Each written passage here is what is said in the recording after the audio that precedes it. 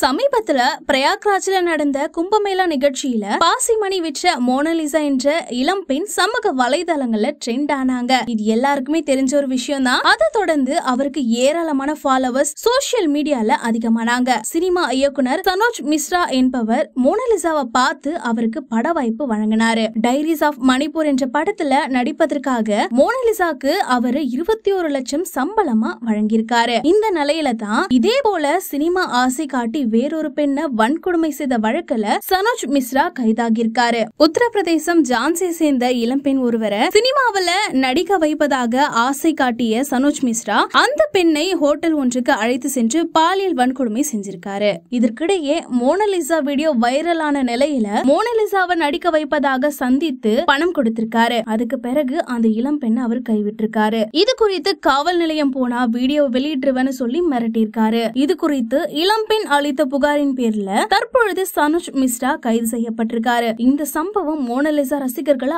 அதிர்ச்சியில ஆழ்த்திருக்கு. இது ஒரு புறம் இருக்க, அப்போ அந்த சினிமா கனவு என்ன ஆகுறது அப்படின்னு நெட்டிசன்கள் கருத்து தெரிவிச்சுட்டு வருத்தத்தையும் தெரிவிச்சிட்டு இருக்காங்க.